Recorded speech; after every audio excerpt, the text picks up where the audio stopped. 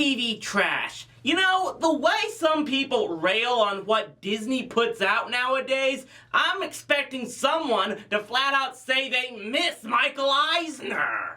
And to be fair, anyone who said that might have a point. I mean, for all the issues people have with how Eisner made Disney so corporate, he did rescue them from their financial disasters of the early 80s, and almost everything Disney's made outside of Walt's lifetime that's so beloved came while Eisner was in charge, like the string of animated movies that garnered so much acclaim and made Disney a regular on Oscar night. And then, of course, there were the animated shows from the Disney afternoon. Remember, those shows only came to be because Eisner lifted the company's moratorium on animated TV series. But let's be honest, not everything to come out of the Disney afternoon was great. I mean, some shows were classic, some were just kinda meh, and some were no, that never happened! And even sometimes the stuff people remember fondly from that network wasn't without its really big hiccups. For anyone who grew up in the 90s, Gargoyles was not just one of the most amazing shows Disney ever produced, it was one of the most epic animated series ever made, period. Debuting on the Disney afternoon in 1994, the show was about mystical beings that slept as stone statues by day and at night became monsters sworn to protect the homes they rested on. It centered on a clan of Scottish gargoyles who were betrayed by the people they were to defend and put to sleep for 1,000 years before they were awakened in present-day New York by billionaire David Xanatos. But when the leader of the clan, Goliath, discovered Xanatos looked to use them for ill-gotten means before disposing of them, they had to flee their castle and take refuge with the aid of a police officer named Elisa Maza, and eventually decreed that they would help protect the people of New York. Everything about the series said grand scale, with deep story arcs, flashbacks to the character's history, massive character development, and stories more dramatic than anything Disney had put on TV before or since. But the show was pulled from the Disney afternoon after 2 years, likely due to that supposed edict about Disney canceling shows after 65 episodes, no questions asked. But ABC rescued it, approving a third season to air on its one Saturday morning lineup. However, there were still changes to the show. Mainly, creator Greg Weisman, after writing the season premiere, was being demoted to being a creative consultant, a title he later refused credit for due to the very little remaining contributions he made. An entirely new director was brought in, and only a handful of writers were retained, notably Carrie Bates, while many new ones were brought in. Weisman has gone on record saying he doesn't consider the rest of the season to be canon, relying instead on the comic book series he went on to create. Now, I wasn't able to procure any of the comics in preparation for this review, so I don't really know anything about them other than the first 2 issues telling the same story as the third season premiere. I will say that Weisman seems to have built a reputation of being the Joss Whedon of animation, seeing many of his creations get screwed over by networks. See what happened to Witch for more of that. But beyond the simple fact that its creator had no direct involvement, is this season worth the disdain so many of its fans give it? Let's find out as we take a look at Gargoyles, the Goliath Chronicles. Now, we are dealing with a series with a lot of backstory and continuity at this point, but I'll try for the Cliff Notes version now and fill in details later. The Disney Afternoon series ended on a 3-parter titled Hunter's Moon, where the Manhattan Clan was being pursued by a family with a vendetta against their kind, and in the process, they were inadvertently framed for an assault on Maza's precinct that the Hunters caused caused, exposing them to the city and turning most of the people against them. But since they had helped save Xanatos' newborn son from being taken by his grandfather Oberon, this had forced Xanatos to reconsider his ways, and he offered them asylum once again in the castle they had once protected. The third season starts with this brand new, really overdone 3D intro that I can't help but think took up half the show's budget by itself.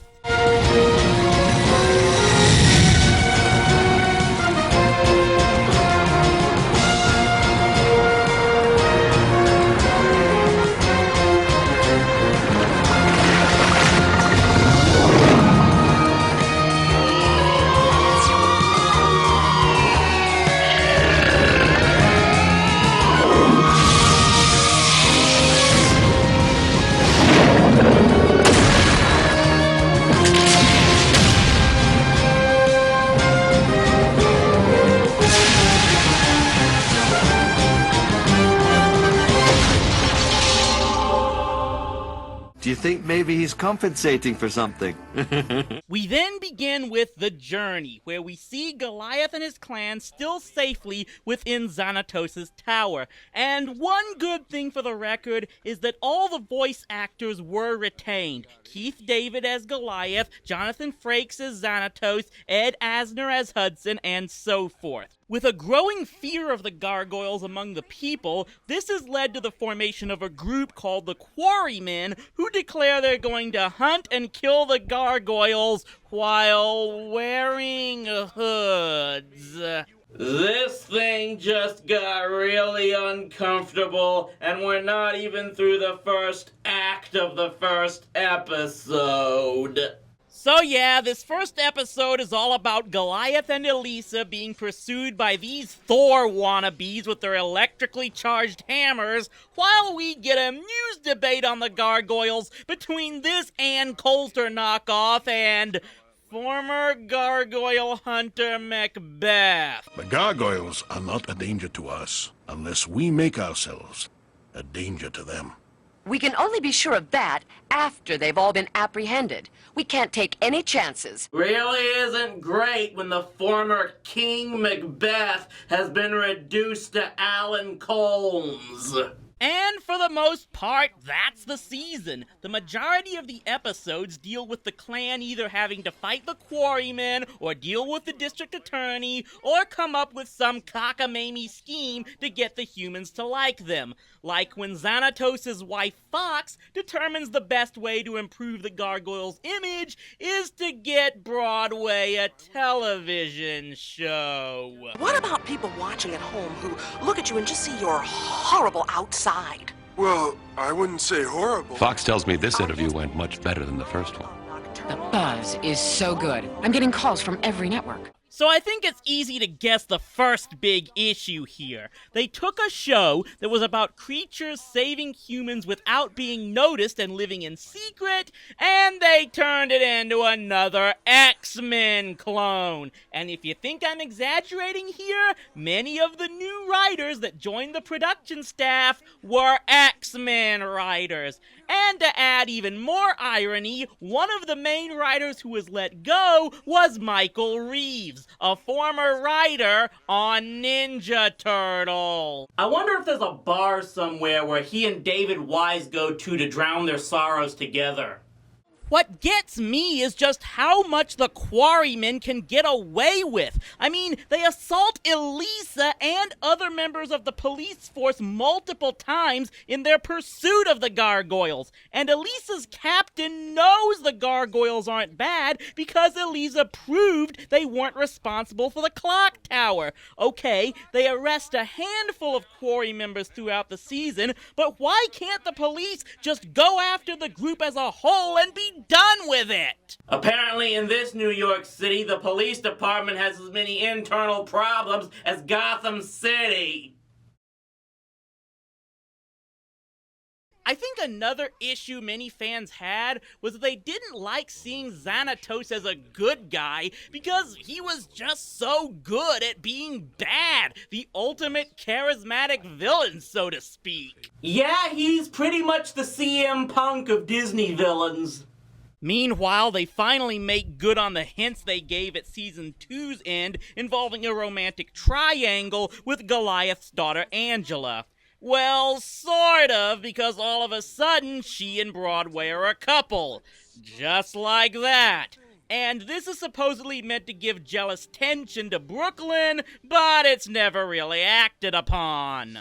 Not really sure what's more frustrating, flat out throwing in romantic tension few people wanted, or teasing about it and not delivering.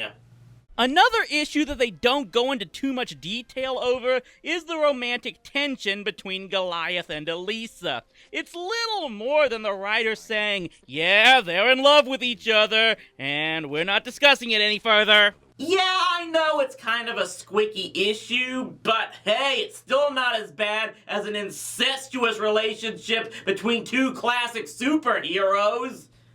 Seriously, Marvel Ultimate Universe, what the hell even? The closest they come to it was an episode where Goliath suddenly finds himself as a human married to Elisa with kids. And yes, this turned out to be a version of the standard It's a Wonderful Life plot, meant to show what life would be like if Goliath wasn't a member of the clan. If you had never been a gargoyle, Xanatos might never have reformed. Elisa might have become a gargoyle hunter, instead of an ally and a true friend. Indeed, if you were to deny your gargoyle nature, you might lose all that you hold dear. Or not. It is only one possibility. There was a moment when I held Elisa in my arms that I felt the simple joy of belonging. But it wasn't real. You gotta figure Jimmy Stewart's family is headbanging at how overused that plot is with them getting no royalties. And that wasn't the only common plot used in this season. They had to have an episode where one of the kids runs away to ultimately find out how valuable family is or some bullcrap. In fact, they use it twice! So now we've gone from the completely original stories that the first two seasons were loaded with to the ones hack writers just pull out of a bin. Shrinking story? Too sci-fi for this series. Ooh, amnesia, that's always good. But we already did it last season with Elisa. In the meantime, many of the supporting characters that appeared throughout the show's run are just kind of scattered about. The best I can see, Macbeth doesn't appear again after that first episode, but worse of all, Demona only shows up once in episode 9. We also get one-shots from the remaining pack members, Goliath's clone Thaylog, and Hudson's blind friend. And it seemed like a lot of these were just to wrap up their relationships with the main characters, good or bad. That's probably another thing about these episodes. It looks like even though ABC agreed to put the show on, they had no intention of airing it past 1 year. Many of the episode stories seem like their objective is to tie up loose ends for the most part. That may have seemed like a noble cause if they felt the show didn't get a proper send-off on the Disney afternoon, but it definitely would have ticked off fans who felt the show could have gone on longer. The line forms that way, right behind the Young Justice fans. All this having been said, things supposedly could have been a lot worse. I should point out that while Wiseman had very little direct contribution to the series following the first episode, he did have some input and recommendations on a handful of episodes that were followed. The biggest case of this may have been with the finale. Originally, the story called for the Manhattan Clan to finally give up on protecting the people people and leave New York, with Goliath and Elisa moving to Chicago. Disney and the producers, however, actually listened to Wiseman's claim that that would be a bad idea. As a result, the finale was written into something that was really not that bad. You would destroy all these innocent lives. For what? An ancient hatred? I have an idea to save them all. Just follow my lead.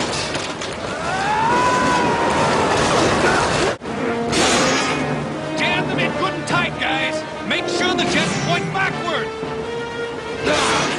Have you gone deaf? No, it's like retro rockets. Fire your engines!